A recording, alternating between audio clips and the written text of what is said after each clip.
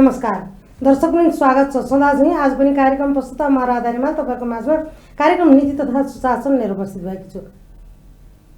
यहाँलाई अवगत छ मैले कार्यक्रम नीति तथा सुशासनमा विशेष गरेर तीनै तहका सरकारका गतिविधिहरू र दल पार्टी सामाजिक क्षेत्रका सामाजिक अभियन्ताहरू सङ्घ संस्थाका व्यक्तित्वहरूसँगको विशेष संवाद लिएर उपस्थित हुने गरेको छु। आज म पूर्व स्वास्थ्य राज्य मन्त्री तीर्थराम डङ्गोल नेपाली कांग्रेसका नेतालाई स्टुडियोमा बोलाएको छु र अहिलेको परिवेशमा कस्तो छ त यो अवस्था कसरी मूल्याङ्कन गरिरहनु भएको छ। हिजो त्यो पदमा पुगेर पनि आम नागरिकको सेवामा लाग्नु भएको थियो, अहिले परिवर्तन संघीयता आएपछि के कस्तो पाउनु भयो त।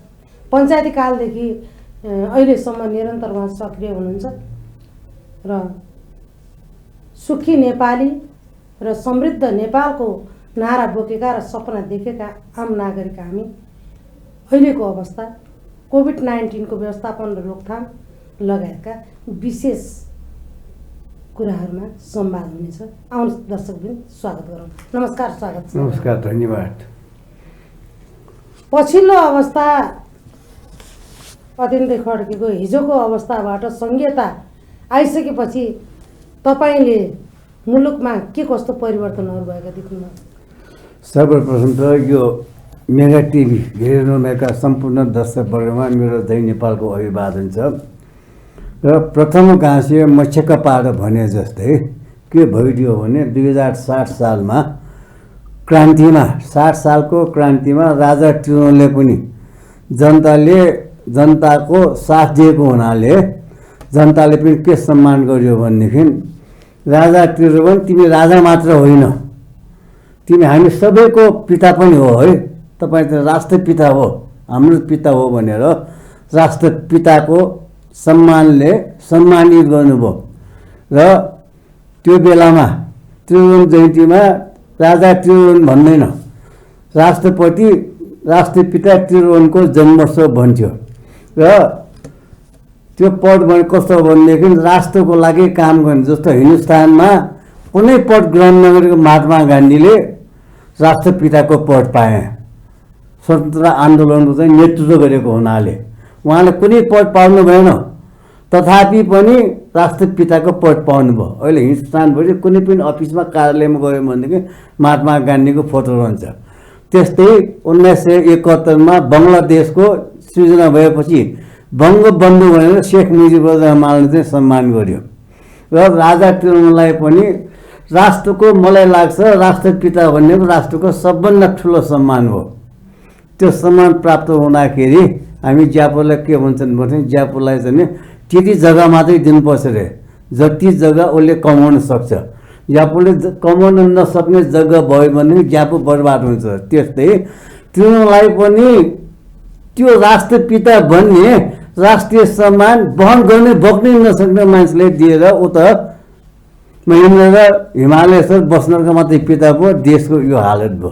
त्यो भने जस्तै हामीले पनि त्यत्रो सम्मानित राष्ट्रपति लोकतान्त्रिक गणतन्त्रपछि सर्वोच्च शिखरमा परेको राष्ट्रपति त्यो पतिले जो अहिले पदभार ग्रहण गरिरहनु भएको छ उहाँले त्यो बोक्नै सकेन। त्यसको परिणाम अहिले देशमा चाहिँ दुर्गति आइरहेछ। राष्ट्रपति भनेको हो संविधानको रक्षक। हामी सबै नेकपा मालेको मात्र होइन, नेकपाको मात्र होइन, हामी सबैको संरक्षक बन्नुपर्ने, संविधानको पालक बन्नुपर्नेले एउटा पार्टीको मात्र पनि होइन, एउटा समूहको लम्बी जस्तो कहीँ त्यस्तो हुन्छ। एउटा पार्टी मिल्नलाई विदेशीको राष्ट्रपतिलाई चाहिँ गुहार्ने। त्यसकारण अहिले देशमा अत्यन्त ठुलो समस्या मलाई के लाग्छ भनेदेखि यो राष्ट्रपतिले प्रधानमन्त्रीको सहयोगी हो, प्रधानमन्त्रीले सिफारिस गरेको काम गर्नु हो, तर प्रधानमन्त्रीले सिफारिस गर्दाखेरि पनि राष्ट्रपतिलाई त्यत्रो खर्च गरेर सल्लाहकार दिएको छ, प्रेस सल्लाहकार, कानुनी सल्लाहकार, समग्र राष्ट्र नै उसलाई चाहिँ सुम्पिएको छ। उसले चाहे त्यो अध्यादेश होस्, चाहे त्यो सदन बन्द गर्ने होस्, या चाहिँ यो सदन विघटन गर्ने होस्, कुनै पनि विशेषज्ञसँग सल्लाह नगरिकन सदन विघटन गर्नु भनेको यो देशको लागि दुर्भाग्य हो र देशको लागि यो चुनाव हुने चुनाव हो जस्तो मलाई लाग्दैन।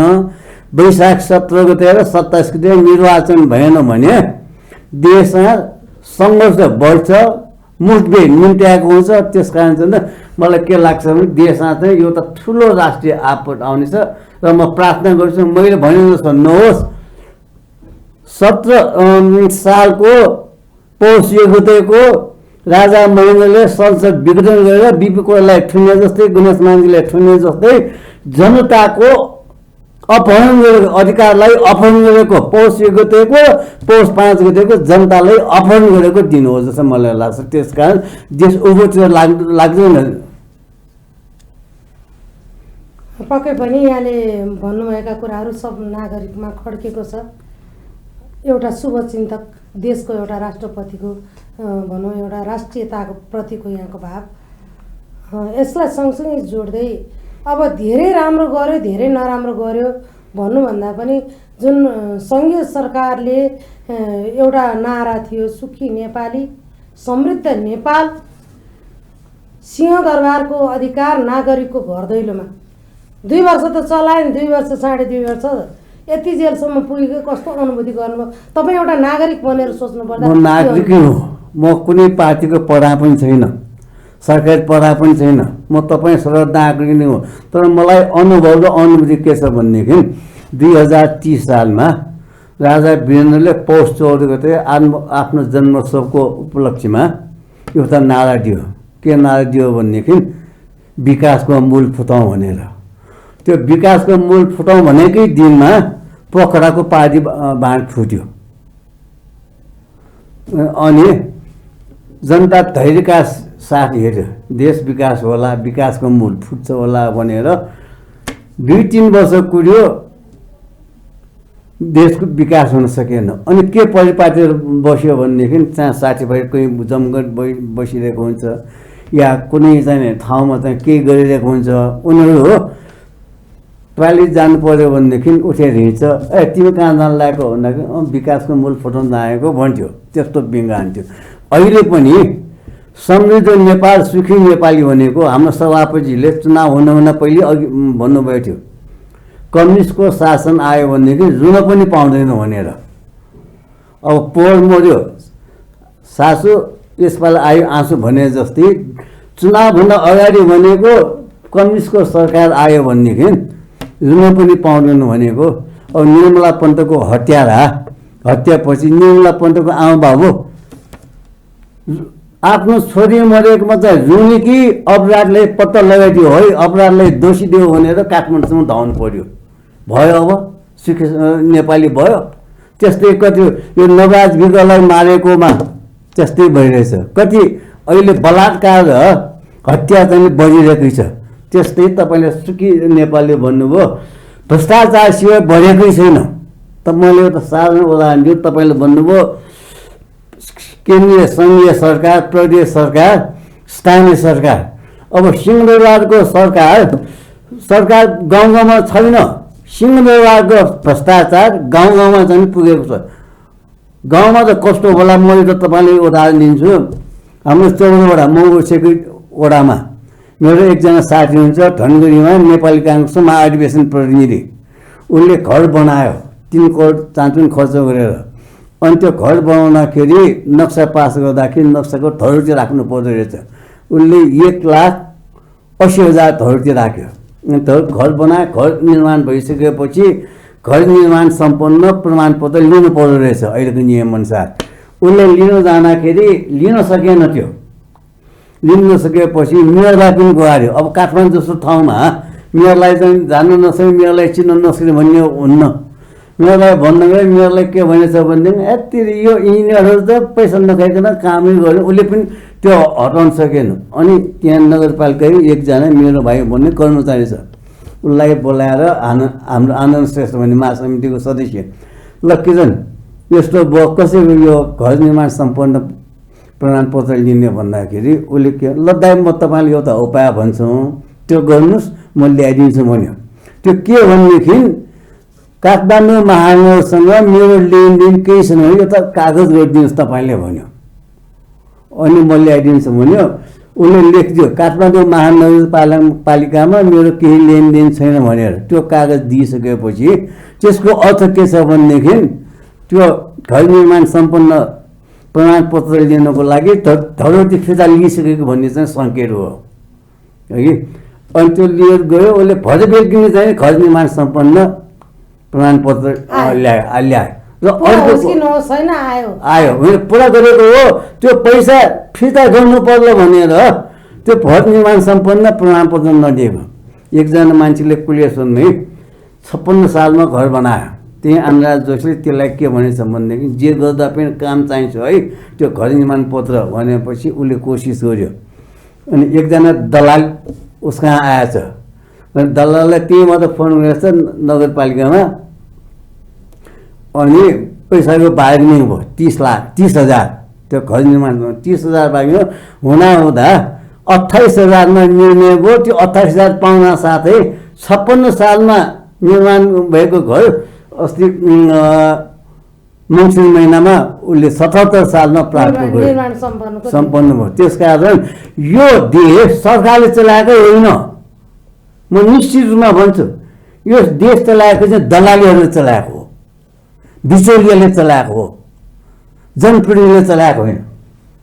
त्यसकारण यो सुखी नेपाली समृद्धि नेपाल भनेको राजा वीरेन्द्रले भनेको विकासको मूल फुटाउँछ भने जस्तै मात्रै हो। त्यसकारण चाहिँ देश चाहिँ अत्यन्त दुर्गतितिर जानेछ। त्यसलाई चाहिँ सम्हाल्नको लागि हामीले चाहिँ सचेत हुनुपर्छ। र अर्को मैले जुन 2 वर्षको कार्यकाल त बितायो नि, यो कार्यकालभरिमा के नेपाल सरकारको यो बहुमतको सरकारले संघीय सरकारले केही काम नगरेकै हो त? के पनि गरेकै छ? यो त काम गरेको देखेको न। 2 वर्ष यो 2.5 वर्ष यिनीहरूको भाइ झगडामै सक्यो। आजको कान्तिपुरमा बलराम केसीको आर्टिकल छ, अत्यन्त राम्रो छ। उसले के भन्छ भने अब ट्रान्सपेरेन्सी इन्टरनेसनलले एसियाको सबभन्दा ठुलो भ्रष्ट देश कहाँ छ भनेदेखि चाहिँ नेपाल भन्छ। र आज बलराम केसीको आर्टिकलमा लाउडा काण्ड खोइ के वाइट बोडी काण्ड, अनि उसको सञ्चार मन्त्रीको 70 करोडको, अनि यति वोम्नी। अहिले त के लाग्छ भनेदेखि मैले त सार्वजनिक रूपमा भन्ने गरेको छु, हाम्रो शव यात्रा गर्दाखेरि पैसा छर्नुपर्छ। त्यो पैसा छर्दाखेरि कसले पैसा लिन आउँछ भने समाजको अत्यन्त घटिया मान्छेहरू, निम्न स्तरका मान्छेहरूले चाहिँ त्यो लास्टमा छरेको पैसा लिन आउने कस्तो खालको होला। त्यस्तै अहिले कोरोनाले संसारग्रस्त छ, उपचार छैन। अब त्यो वम्नीले औषधिमा पैसा खाने, त्यो वम्नी मात्रै खाएको होइन, सरकार निलो मात्रमै खाएको हो। त्यसकारण ती पैसा खाने भ्रष्टहरूलाई मेरो त के आरोप छ भनेदेखि त्यो सब यात्रामा पैसा बटुल्ने निम्न स्तरका मान्छे र यो सरकारमा नेतृत्व गरेकालाईमा के अन्तर छ र? छ।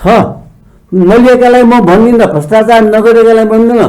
भ्रष्टाचार गरेका लास्टमाथि पनि मैले अझै दोहोऱ्याउँदैछु, केही एउटा दुईटा पनि संरचना केही नगरेकै हो। तपाईँले केही नै देख्नु भएन? कोही पानी जहाज भनेको खोइ, घर घरमा ग्यास पाइप जोडिदिन्छ भनेको खोइ, रेल ल्याउँछ भनेको खोइ, कुनै भएको छ अहिलेसम्म होइन। धेरै टाइम लाग्छ रेल ल्याउनुको लागि, घर घरमा ग्यास जडान गर्नको लागि समय लाग्दा, पानी जहाज ल्याउनुको लागि समय लाग्ला।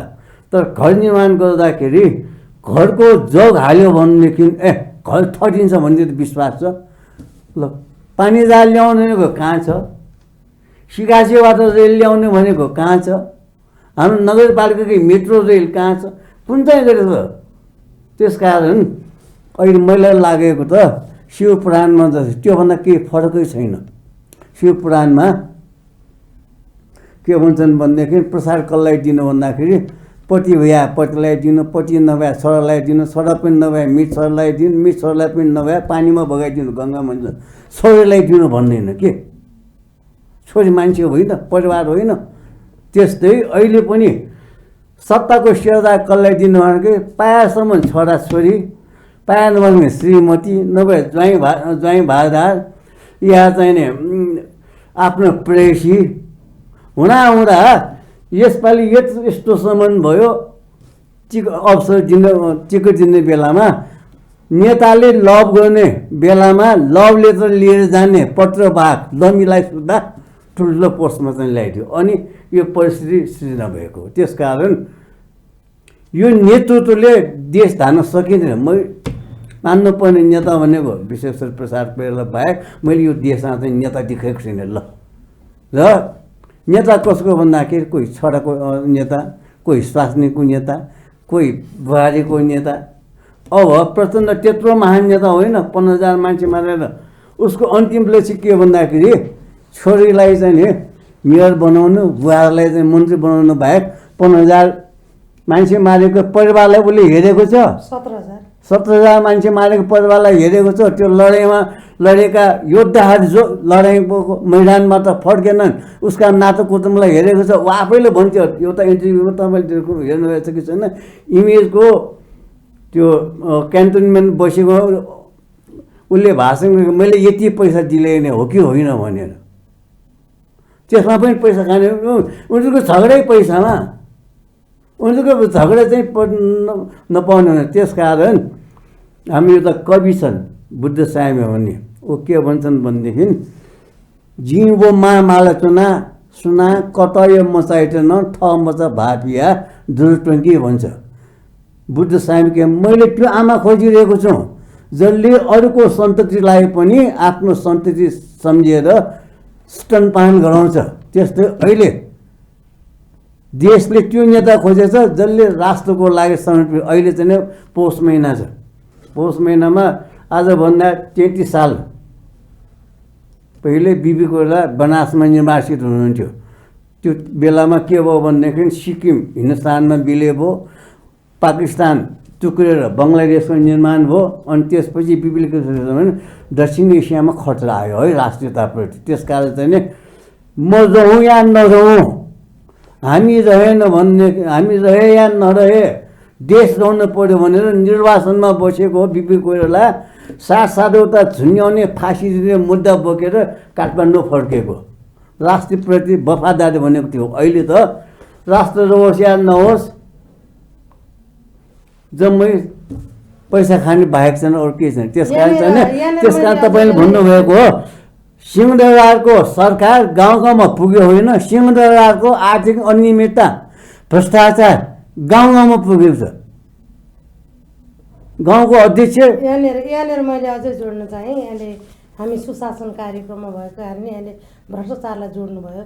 यस्तो भएको छ भनेर राम्रो काम पनि भएको पनि देखेका छौँ हामीले स्थानीय तहमा। यति बेला बहुमतको सरकार एउटा आमूल परिवर्तन आउँछ मुलुकमा भनेर आम नागरिक मात्र होइन विश्वले हेरिरहेको थियो। यो बेलामा यसरी पलभरमै सङ्घीय सदन विघटन गर्नु कतिको औचित्य हो? मैले अघि नै भने जिम्मेवारी वहन गर्न नसक्ने मान्छेलाई जिम्मेवारी दिएपछि यस्तो दुःखद घटना घट्दो रहेछ। के घरमा पनि स्वास्थ्यलाई भात पकाऊ, कोही भात पस्क्यो भन्दाखेरि पक, अलि भात चिसो पाकेको छ, तरकारी झानेको छैन, अचार ठिक भएछन् भनेर स्वास्थ्यले चाहिँ नै लोकले चाहिँ भात खुवाउन आउँछ। अहिले हाम्रो राष्ट्रपतिले के भनेदेखि चाहिँ नि प्रधानमन्त्री कस्तो नीति नियमै छ, संसद भङ्ग गर्नलाई कार्य व्यवस्था समितिको बैठक बोलाउनु पर्छ, प्रतिपक्षको नेतासँग सल्लाह गर्नुपर्छ, सभामुखसँग सल्लाह मसविरा गर्नुपर्छ। प्रतिनिधि सभाको बैठक रोक्नको लागि न कार्य व्यवस्था समितिको बैठक बसेछ, न प्रतिपक्षीसँग सल्लाह गरेछ, न सभामुखसँगै सल्लाह गरेछ। प्राइम मिनिस्टर भन्नासाथी विघटन हुने अनि यो अध्यादेश जारी, प्रधानमन्त्रीले भन्नासाथी अध्यादेश जारी गर्ने, संसद विघटन, प्रधानमन्त्रीले भन्नासाथी, त्यो संवैधानिक सल्लाहकार, प्रेस सल्लाहकार, राष्ट्रपतिलाई दिएको त्यत्रो सेवा किन त्यसै खेतखानलाई दिएको हो? तपाईँले भन्नुभयो नि भोग्न नसक्ने मान्छेलाई जिम्मेवारी दिएपछि अब राष्ट्रपति, राष्ट्रको त्यत्रो गौरवको जिम्मेवारी बोकेको मान्छेले सी जिनपिङसँग चाहिँ फोन गरेर मेरो पार्टी मिलाइदियो भन्ने यो त जग जाहेरी भएकै कुरा हो। अस्ति चाहिँ चाइनिज प्रतिनिधिमण्डल किन आयो? किन आएको भन्दाखेरि बाहिर हस्तक्षेप भएर। अब बाहिर हस्तक्षेप भयो भने त बाहिरकै मान्छे आयो कस्तो त्यस कारण तपाईँलाई अझै मैले जोड्न चाहेँ, तपाईँ एउटा जिम्मेदार व्यक्तित्व जो हिजो त्यो निर्णायक तहमा बसेर गरिसक्नु भएको छ काम। आज पनि यहाँका अत्यन्तै गहकिला कुराहरू अनुभव छन्। नेपाली काङ्ग्रेस पनि त प्रतिपक्षीय दलको रूपमा छ। अहिले राप्रपाले आन्दोलन गर्ने, नेपाली काङ्ग्रेसले आन्दोलन गर्ने, यो आन्दोलन नै समस्याको समाधान हो त? सबैले गरिरहेछन्, जुर्मुराइरहेछन्। एक किसिमले प्रधानमन्त्री भन्दै हुनुहुन्छ कुनै पनि हालतमा चुनाव गराएर छाड्छु, यो विघटन गऱ्यौँ भयो भन्ने खालको एउटा यसरी आन्दोलनै समस्याको समाधान होइन। हिमालजी, आन्दोलन समस्याको समाधान होइन। असन्तुष्ट भएपछि विद्रोह हुन्छ, विमुक्ति हुन्छ। त्यो विद्रोह भएपछि आन्दोलन हुन्छ र आन्दोलन सफल भयो भने त्यो क्रान्ति हुन्छ। अहिले तपाईँले भनेअनुसार चाहिँ नि संसद विघटन भयो। हामी काङ्ग्रेसीहरू, प्रजातन्त्रमा विश्वास गर्नेहरू, संविधानवादीहरू संविधानको कुरा मान्नुपर्छ। अहिले सर्वोच्चमा संसद पुनर्स्थापना हुने कि नहुने भन्ने चाहिँ मुद्दा चलिरहेको छ। त्यो सर्वोच्चमा त्यो मुद्दा प्रवेश गरिसकेपछि त्यो प्रवेश संसद पुनर्स्थापना हुन्छ या हुन्न भन्ने त्यसलाई दबाव प्रभावमा पार्नुहुन्न। सबभन्दा पहिले प्रधानमन्त्रीले के भनिदियो भनेदेखि संसद पुनर्स्थापना हुँदैन। के प्रधानमन्त्रीले भन्ने कुरो हो? भनिरहनु भएको छ तपाईँहरू सडकमा दरबारमा ल्याएर राखेका थिए, दोहोरो सुरलकोट लाएर फेरि सदनमा तपाईँहरू सडक। मैले भन्दा प्रधानमन्त्री आफै पनि बिहान त जहाँनिर धर्म र दर्शन अनुसार चलेको छैन।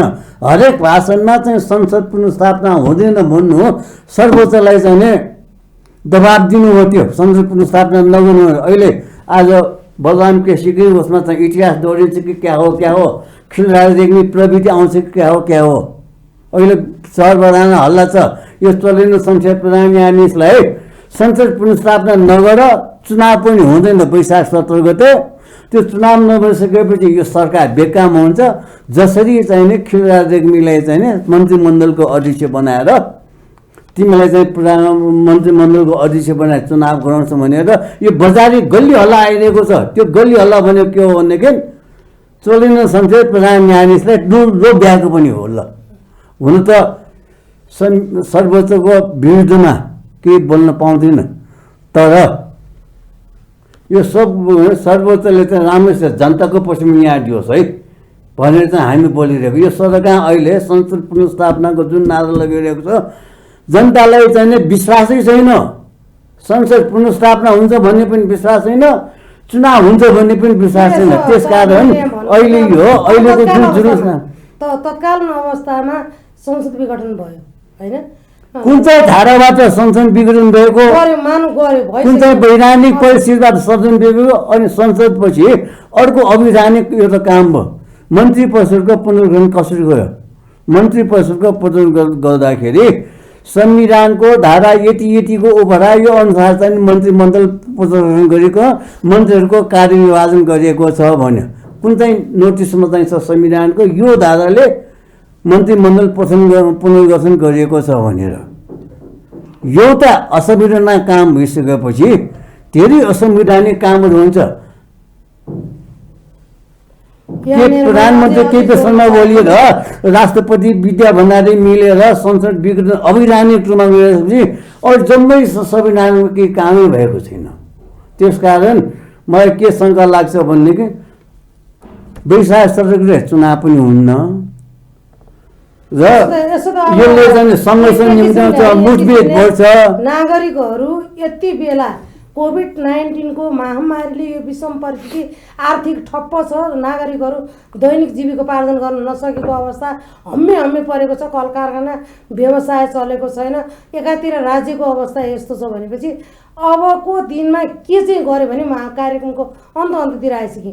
अब कसरी सोच्नुपर्छ? तपाईँ एउटा जिम्मेदार व्यक्तित्व नेपाली काङ्ग्रेसको पनि नेतृत्व गरिरहनु भएको छ, के अब नेपाली काङ्ग्रेस बहुमत ल्याएर सरकार बनाएर अगाडि बढ्यो भने यो सबै समस्याको समाधान हुन्छ आम नागरिकको कि अथवा अब चाहिँ के गर्दाखेरि सुधार होला एउटा सल्युसन आम नागरिकले तपाईँको कुराहरू सुनेका छन् सबभन्दा पहिले हेरेका छन् हामीले चाहिँ 62-63 सालको आन्दोलन उठाउन सकेन अनि म भीमसेन दास कृष्णगोपाल श्रेष्ठ अहिलेको योगेश भट्टराई सब मिलेर के गर्यो भनेदेखि आन्दोलन उठाउनलाई मानवाधिकारवादी बुद्धिजीवी विद्वताहरूको एउटा मिटिङ गर्नु पर्यो र नेताहरूलाई चाहिँ त्यहाँ कन्फेस गर्नु पर्यो भनेर बानेश्वरमा एउटा मिटिङ गऱ्यौँ यो नेताहरूले हामीले भुल गरेकै हो अब त्यो भुल दोहोऱ्याउन भनेर चाहिँ हामी प्रतिज्ञा छौँ यो आन्दोलन चाहिँ सफल पार्ने भनेपछि आन्दोलन चरम उत्कृष्टमा भयो अहिले पनि नयाँ नेता खोज्ने छैन हामीले नेता बनाउनु त्यो भात पकाए जस्तो चाहिँ 2 किलो चामल किनेर ल्याएर चाहिँ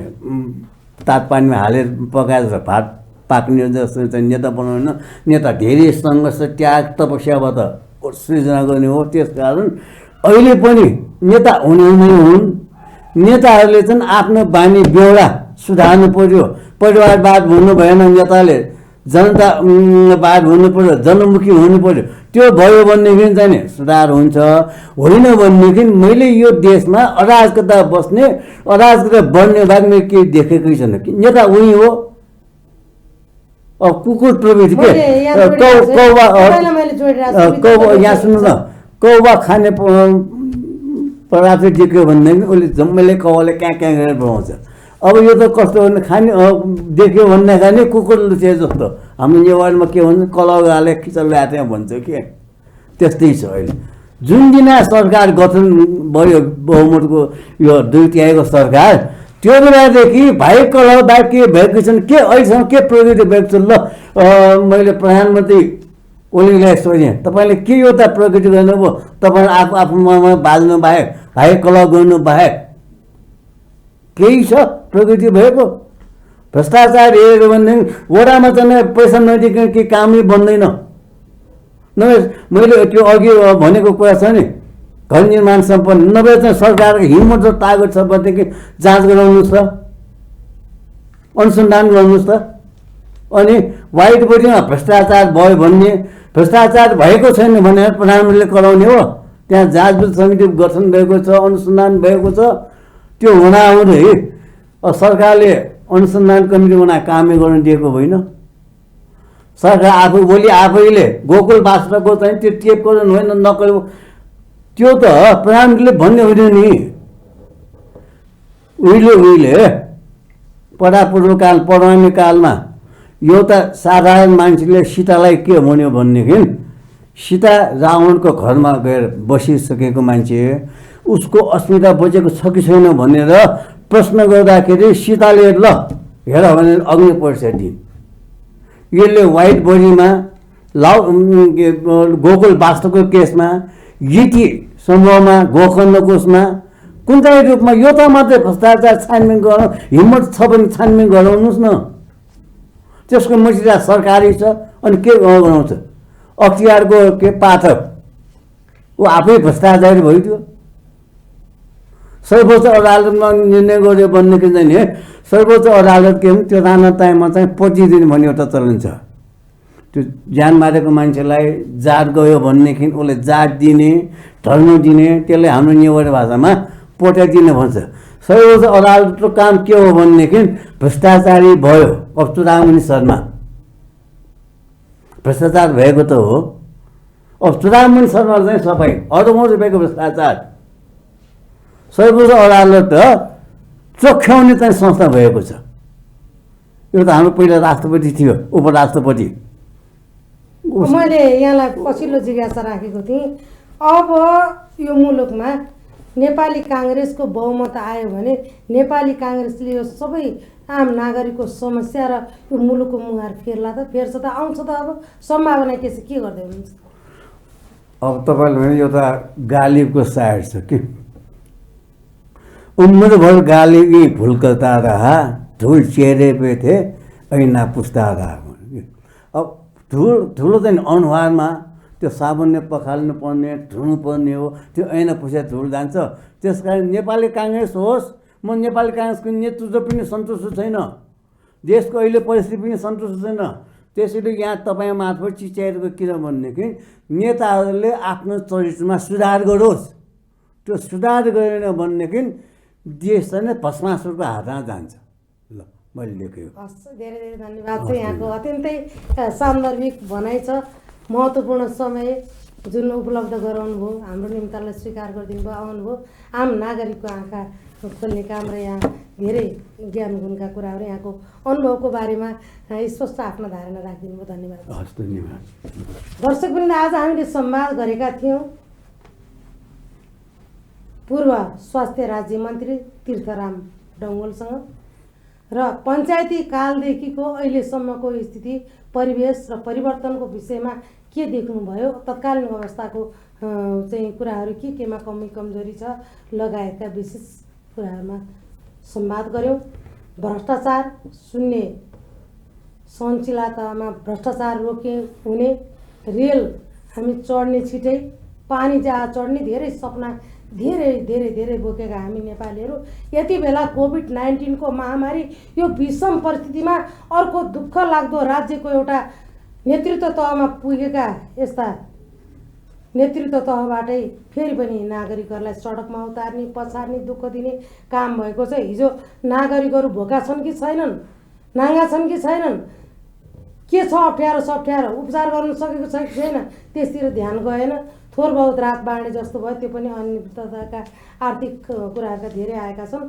कार्यक्रम सुशासनमा आज अत्यन्तै गम्भीर भएर म पनि यी आवाजहरूलाई बुलन्द गर्न थालेको छु। यहाँहरू पनि आफ्नो तह तब्काबाट आफूलाई परेको आफूले खबरदारी गर्ने र अन्यलाई नसहिकन आफ्नो आवाजहरू बुलन्द रूपले अगाडि बढाउनु हुन पनि मेरो शुभ सन्देश छ भन्दै आजको लागि निर्धारित समय सकिएको हुँदा कार्यक्रम प्रस्तुता म राधा पनि बिदा चाहन्छु। हस्त, नमस्कार।